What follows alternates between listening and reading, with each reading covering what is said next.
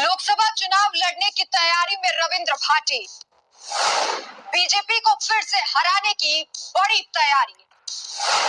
Britain से लौटते ही रविंद्र भाटी ने दिए संकेत। अब लोकसभा में भी सुनाई दे सकती है भाटी की दमदार आवाज।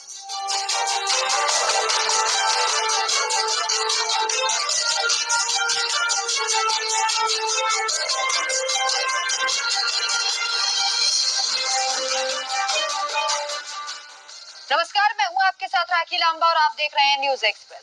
शिव विधानसभा सीट से निर्दलीय चुनाव जीतकर बीजेपी को टेंशन देने वाले रविंद्र भाटी ने एक बार फिर से बीजेपी के लिए कांटे बिछा दिए हैं। इस बार भाटी ने सीधे सीधे प्रधानमंत्री नरेंद्र मोदी को चुनौती देने का मन बना लिया है और ये सभी जानते हैं कि भाटी जो ठान ले वो करके ही दिखाते हैं।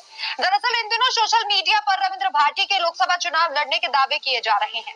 वहीं दूसरी तरफ ब्रिटेन से राजस्थान लौटे भाटी ने भी इसके संकेत दिए, जिसके बाद मोदी शाह भी सोच में पड़ गए होंगे कि भाटी को कैसे रोका जाए। जेपी नड्डा रणनीति बनाने की जुगत में लगे होंगे कि भाटी के विजय रथ पर कैसे ब्रेक लगाई जाए। हालांकि उन्होंने साफ तौर पर तो नहीं कहा, लेकिन जितना भी बोले उसके बाद कयास लगाए जा रहे हैं कि भाटी लोकसभा का चुनाव लड़ने की तैयारी में है।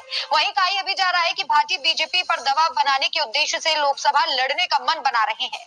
बीजेपी ने जैसे ही राजस्थान के 15 लोकसभा प्रत्याशियों के नाम की सूची जारी की, वैसे ही रविंद्र भाटी ने भी खेला करने की सोच ली। ब्रिटेन से लौटने के बाद रविंद्र भाटी ने लोकसभा चुनाव लड़ने को लेकर कहा कि चुनाव लड़ने को लेकर अपने सहयोगी, शुभचिंतकों और कार्यकर्ताओं से मिलकर इस मामले पर कोई अच्छा फैसला लूंगा। आपने गौर दिया, भाटी ने कहा कि कोई अच्छा फैसला लेंगे। अब जनता के लिए इससे अच्छा फैसला क्या होगा कि भाटी राजस्थान से सीधा दिल्ली पहुंच जाए।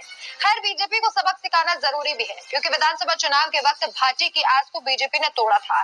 उसके बाद भी भाटी ने बड़ा दिल दिखाया और बीजेपी से हाथ मिलाना चाहा, लेकिन उन्हें कोई खास तवज्जो नहीं दी गई और अब भाटी पूरे तरीके से बीजेपी को बैकफुट की लाने में कोशिश में है। उनके समर्थकों ने कई बार दावे किए हैं कि वो लोकसभा का चुनाव लड़ेंगे। विधानसभा चुनाव में भाटी बीजेपी में शामिल तो हुए थे, लेकिन उन्हें टिकट नहीं दिया गया, जिसके बाद भाटी ने निर्दलीय लड़ने का फैसला किया और जीते भी। ये फैसला बिल्कुल सटीक सही साबित हुआ। चुनाव के बाद उन्होंने बीजेपी से जुड़ने की इच्छा जाहिर की थी, लेकिन बीजेपी की तरफ से कोई सार्थक पहल नहीं हुई, जिसके बाद निराश होकर रविंद्र भाटी एक बार फिर से बीजेपी को आईना दिखाने की कोशिश में है। जानकारों का कहना है कि वो बीजेपी पर दबाव बनाना चाहते हैं। वैसे अगर भाटी चुनाव लड़ते हैं तो ये सिर्फ बीजेपी के लिए नहीं बल्कि कांग्रेस के लिए भी खतरे की घंटी साबित होगी।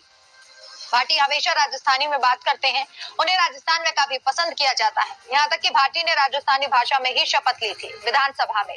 भाटी के वीडियो सोशल मीडिया पर हिट रहते हैं, छाए रहते हैं।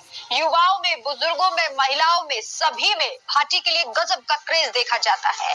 बुजुर्ग उन्हें अपना बेटा मानते हैं तो वही महिलाएं उन्हें अपने भाई की तरह देखती है। वहीं युवाओं में एक उम्मीद है कि रविंद्र भाटी राजस्थान के युवाओं के लिए, खासतौर पर शिव विधानसभा सीट के युवाओं के लिए अच्छा काम करेंगे और विधानसभा में वो ऐसे मुद्दे उठाते हैं जिनके बारे में कभी किसी ने सोचा ना था। वो चाहते हैं कि शिव विधानसभा सीट बाड़मेर में, पूरे बाड़मेर में हर घर में बिजली हो और जहां तक भी पानी की पहुंच नहीं है वहां पर पानी पहुंचाया जाए, क्योंकि भाटी ने चुनावों के दौरान कहा था कि उनका सबसे पहला लक्ष्य रहेगा हर जगह पानी पहुंचाना, मूलभूत सुविधाओं को पहुंचाना।